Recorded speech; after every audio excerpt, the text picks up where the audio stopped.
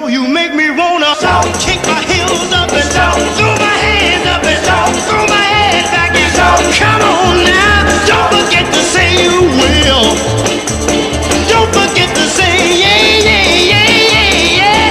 Say you will. Say it right now, baby. Welcome everyone, and thank you for viewing our channel. This is the Knowledge Corner. My name is David, and accompanying me are local self-advocates and sources of knowledge. Charles Hudson. Hello, Charles. What's my name? Chuck Hartson. Chuck Hartson, okay. And Mr. Henry Wesley. Hello, Henry. Okay. Now, this is our episode on self-advocacy.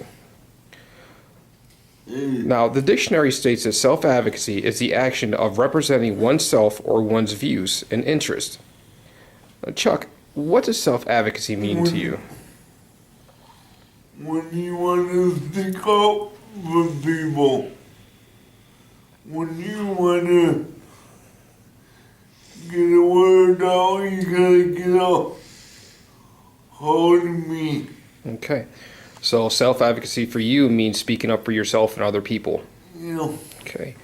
So same question, Mr. Henry. Question number one, what does self-advocacy mean to you? Self-advocacy to me means being able to speak up for yourself. Self-advocacy also allows me to spread the knowledge that people with disabilities are human beings just like everyone else. People with disabilities have accomplished great accomplishments such as becoming actors, famous artists, competing in the Olympics, and becoming President of the United States. That's exactly true. People with disabilities are human beings, and they have accomplished a great number of achievements. So my question number two, Mr. Henry, is when did self-advocacy start? Self-advocacy began in Sweden in the 1960s and spread to other countries.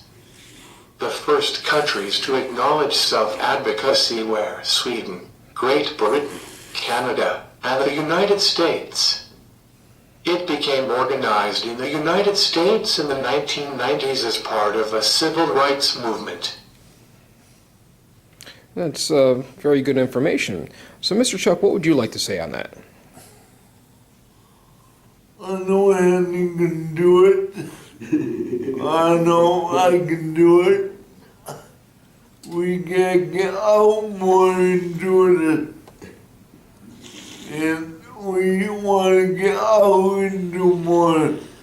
So you're saying that you and Mr. Henry wanted to be more active in the self-advocacy domain and get people to start getting involved. Yeah. That's good, that's good.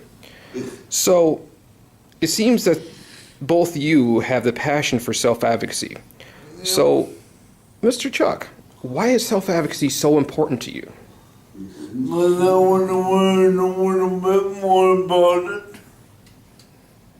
Okay, so you want to learn a bit more about self-advocacy.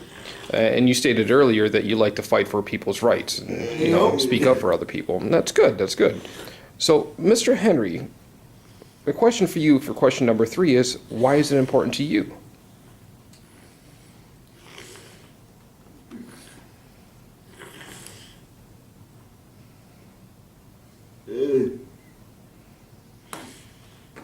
Self-advocacy is important to me because it allows a person to speak up for themselves. It allows an individual to have a say in their future. Who would know a person's likes, opinions, dreams, or wants better than themselves? And that's very true. Who would know better about a person than that person? So my question number four, Mr. Henry, is how were things for you before you became a self-advocate?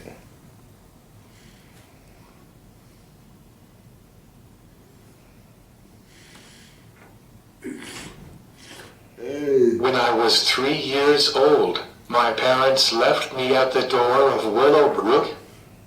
I lived there from May 12, 1949 to December 27, 1972. It was a total of almost 23 years, which was a big portion of my lifetime. When I was a young boy, I stayed in a room with 50 other children. My undersized crib had one sheet, a pillow and a blanket. Due to the overpopulation and staff-to-child ratio of 50 to 1, I was left in my crib the majority of the time. As a result, my muscles never grew strong. Growing up in Willowbrook with 3,000 to 6,000 other handicapped people was not easy. Willowbrook was finally closed down in 1972 due to poor living conditions, as well as the mistreatment of its residents. I went to school from the time I was 8 years old until I was 21. The teachers were okay, but because I could not speak, they only taught me how to count. I had trouble learning because I didn't have any glasses. That sounds like a very challenging time. So, same question, Mr. Chuck. How were things for you before you became a self-advocate? When I was in Buffalo, we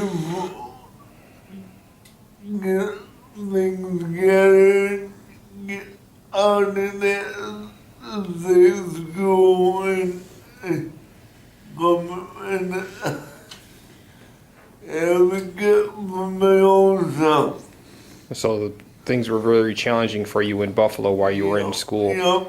I would take it that people didn't really pay attention to you and you had a hard time moving around. Well, that sounds like a very challenging time as well. Now, I understand you both are very active in the self-advocacy area. Mr. Chuck, how do you spread the word on self-advocacy? When you want to get hold of me, you know where I'm at. You gotta get hold of people and get a hold of me. So I know you're doing it. Okay.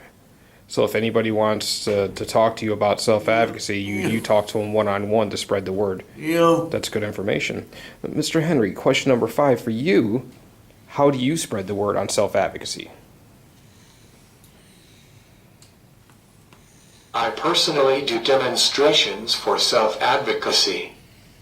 I also write a blog, and I am currently starting this YouTube channel with my friend Chuck here. I am also part of a self-advocacy group where individuals like myself talk about ways to spread the word and help inform others of their rights. It sounds like you both are very active in the self-advocacy community. So my question to you is, Mr. Henry, question number 6, is if there are people out there like yourself that want to become self-advocates, what advice do you give to them? I would say speak up for yourself. Also, do some research at local libraries or colleges.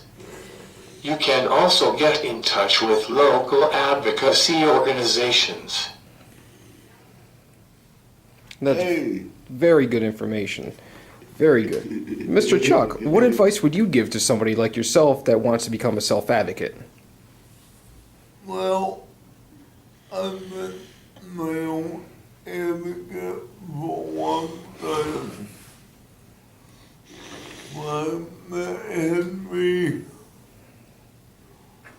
I don't know when I'm Henry. Okay. So are you saying that to be a self-advocate, you just need to speak up for yourself and possibly find other people like yourself that want to speak up and band together? Yeah. That's good information. So is there anything either one of you would like to say? Not right now. Not right now? Okay.